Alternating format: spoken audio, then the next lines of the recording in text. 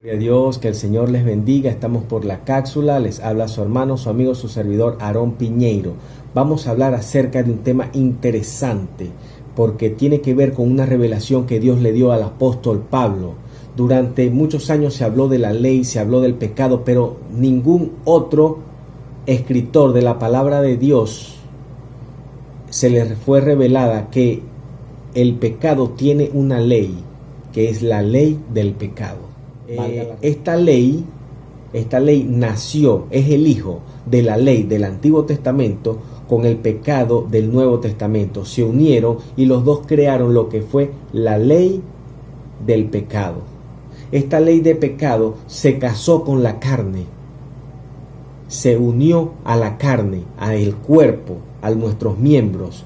Y esta unión lo que trajo como nacimiento es la muerte del ser humano. Es por eso que la carne se muere, porque hay una ley que así lo estableció, porque la paga del pecado es muerte. Pero vayamos a lo que nos dice la palabra de Dios en Romanos capítulo 7 versículo 23. Pero veo otra ley en mis miembros que se rebelan contra la ley de mi mente y que me llevan cautivo a la ley del pecado que está en mis miembros. Hermano, la ley, dice Jeremías 31:33, dice que Dios iba a inscribir la ley en nuestro corazón. Por eso es que actualmente los niños, usted habla con los niños y ellos saben lo que es bueno, lo que es malo. Usted le dice, esto no lo debe hacer, y ellos saben, y cuando ellos están haciendo algo malo, aunque nadie se lo haya dicho, ellos se asustan porque saben que están haciendo algo que no deben hacer, porque la ley está escrita en nuestro corazón. Romanos capítulo 7 versículo 1 y versículo 2 dice lo siguiente: ¿acaso ignoráis, hermanos, pues hablo como los que conocen la ley, que la ley se enseñorea del hombre entre tanto que éste vive?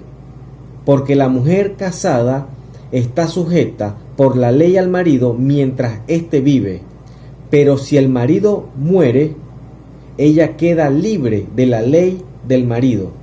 Entonces, como les venía diciendo, para poder ser libre de la ley del pecado, necesitamos morir a la carne.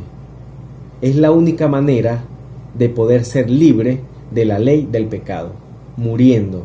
No nos libramos de la ley hasta que una de las dos personas muera. Y ciertamente la ley del pecado va a morir cuando venga Cristo. Cuando Jesucristo venga, la ley del pecado va a morir. Pero en este momento, en la actualidad, los que tenemos que morir somos nosotros. Tenemos que morir a la carne. La única manera de que la ley no se enseñoree de nosotros es muriendo. Es la única manera de podernos librar de la ley, muriendo. Así que leamos ahora lo que nos dice Romanos capítulo 7 versículo 6. Dice, pero ahora estamos libres de la ley por haber muerto para aquella en que estábamos sujetos, de modo que sirvamos bajo el régimen nuevo del Espíritu y no bajo el régimen viejo de la letra. Hermano, necesitamos llenarnos del Espíritu, y eso lo logramos sujetándonos, eso lo logramos con obediencia. Solamente la obediencia es la que causa o nos lleva a la muerte en la carne, porque la obediencia se mide en obedecer aunque no queramos hacer eso. La obediencia no se mide haciendo algo que a mí me gusta, que a mí me agrada. Eso no se mide así. La obediencia, sabemos que alguien es obediente cuando usted lo manda a hacer algo que no le gusta y lo hace. Y no es que lo hace de mala gana, lo hace con excelencia, lo hace bien. De eso se trata la obediencia, hermano. Y es muy importante la obediencia para poder morir a la carne. La obediencia es la que nos ayuda a morir a la carne. Ciertamente, la ley está casada con el pecado, y el pecado produce muerte. Ciertamente, la única manera de vencer el pecado es muriendo. Ciertamente la manera de vencer la carne es obedeciendo, sujetándonos, sometiéndonos al pastor, colaborando, ayudando al pastor. Es la única manera de que nosotros venzamos lo que es la ley del pecado. Hermanos, la única manera de vencer el pecado es muriendo. Y esto solo lo logramos con compromiso. El compromiso es importante. Es la única manera que un cristiano selle su compromiso con Dios es por medio del bautismo. Cuando nosotros decidimos bautizarnos en Cristo, estamos comprometiéndonos con Él, estamos permitiendo que Dios nos selle a nosotros. Romanos, eso lo vemos en Romanos capítulo 6 versículos 3 y 4, dice lo siguiente: ¿O no sabéis que todos los que hemos sido bautizados en Cristo Jesús hemos sido bautizados en su muerte? Porque somos sepultados juntamente con Él para muerte por el bautismo, a fin de que como Cristo resucitó de los muertos por la gloria del Padre, así también nosotros andemos en vida nueva. Es allí, realizando este acto, que nosotros nos comprometemos y nuestra vida comienza a cambiar, porque el compromiso trae cambio. El compromiso trae crecimiento espiritual. El bautismo es un requisito indispensable, fundamental en la vida de todo creyente, ya que habla de la decisión que hemos tomado de servir a Dios. Es un acto público que muestra nuestra valentía y nuestra devoción a Dios, que estamos dispuestos a servir a Dios. Hay muchos cristianos que se bautizaron hace muchos años, pero se apartaron un tiempo del Señor, ahora volvieron a Dios. Otros se bautizaron en una iglesia donde actualmente no se están congregando. Otros tomaron la decisión de bautizarse sin saber lo que habían hecho, aunque le dieron un estudio de bautismo, no les fue revelado, y cuando no hay revelación no hay vida. Entonces, si usted que está viendo este video se identifica con alguna de estas tres opciones, mi consejo particular es que le ore a Dios y le pregunte si se vuelve a bautizar, ya que cuando lo hiciste la primera vez no se te había revelado la verdad de esto.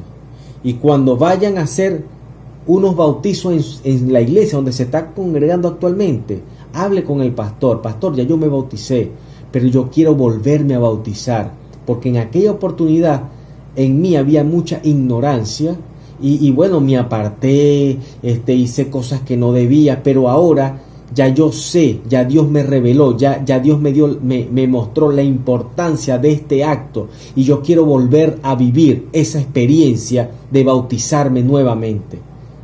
Es por eso que yo les aconsejo que lo vuelvan a hacer. Eso no les va a quitar nada, eso no les va a hacer menos que los demás, al contrario, eso les puede sumar. Así que anímese, bautícese.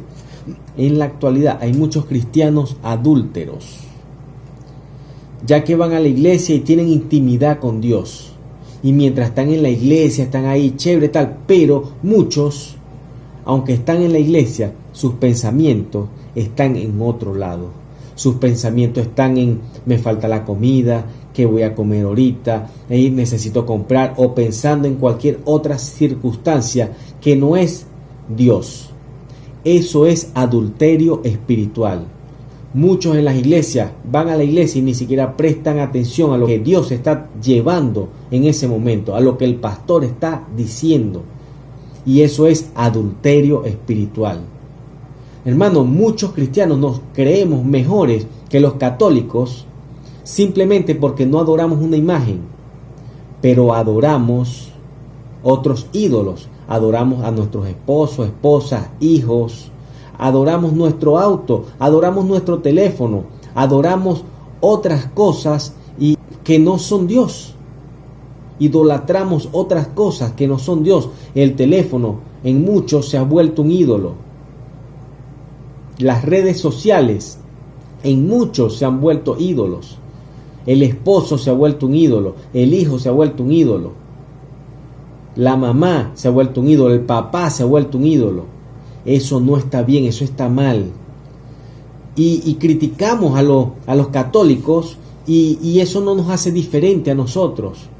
Porque si tenemos estos ídolos, aunque no nos arrodillamos ante una imagen, somos idólatras.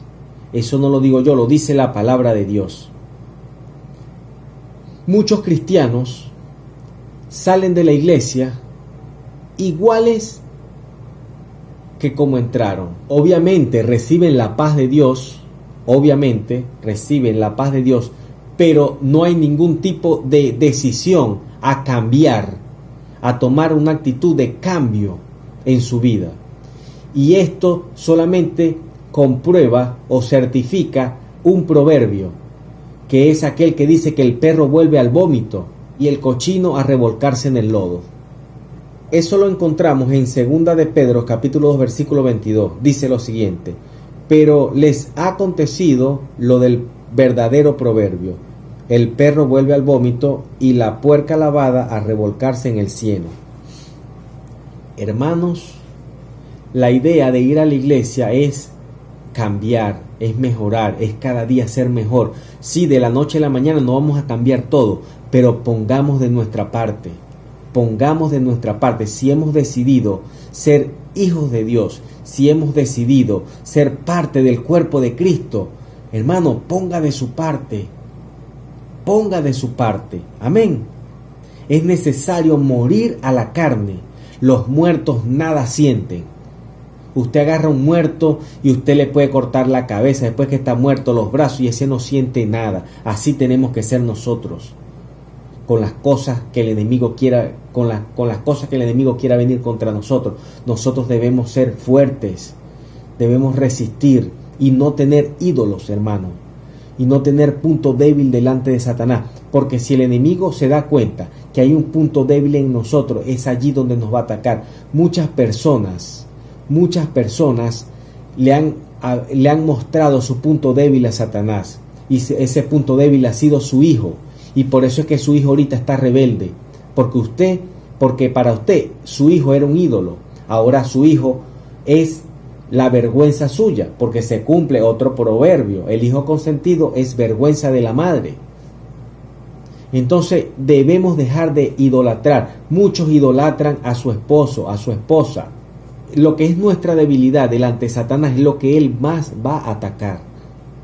En una oportunidad una hermana tuvo una experiencia bastante fuerte. O sea, recuerdan que hace poco comenzó lo del el COVID. Y bueno, la hermana se encerró, dejó de ir a la iglesia porque no quería contaminar a su esposo de COVID. Resulta ser que ella, aún cuidándose encerrada, le dio COVID a su esposo. Y lamentablemente su esposo muere.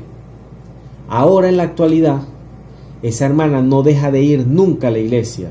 Esa hermana no deja de congregarse. Es la que más evangeliza, es la que más sirve a Dios. ¿Por qué? Porque se murió su ídolo. Se murió lo que ella más amaba, que era su esposo. Ahora se da cuenta que de nada le sirvió cuidarse y que el único que la puede cuidar es Jesucristo, es Dios. Y por eso ahora ella sale a evangelizar y no deja de evangelizar. Aún no se ha puesto vacuna y aún no usa tapabocas. Ella está convencida, tiene la fe de que Dios la sana, que Dios la cuida. No estoy moviendo ningún movimiento que no usen tapabocas, que no. Cuídense, tengan cuidado, el COVID es real, pero tengamos la confianza en que es Dios el que nos cuida. Dice la palabra de Dios en Colosenses capítulo 3 versículos 5 y versículo 6, dice lo siguiente: haced morir pues lo terrenal en vosotros, fornicación, impureza, pasiones desordenadas, malos deseos y avaricia, que es idolatría. Muchos no adoran ídolos, no se arrodillan ante imágenes, pero hacen esto, es lo mismo. Dice la palabra de Dios en el mismo Colosense, en el capítulo 3, versículo 6, dice lo siguiente: cosas por las cuales la ira de Dios viene sobre los hijos de desobediencia. Cuando nosotros actuamos con este tipo de idolatría, provocamos la ira de Dios y nos convertimos en hijos de desobediencia. A la ley se le hizo imposible vencer el pecado en nuestra vida. Por eso terminó uniéndose la ley y el pecado, o sea, se hicieron uno, se unieron. Y de esta unión nace lo que conocemos como la ley del pecado.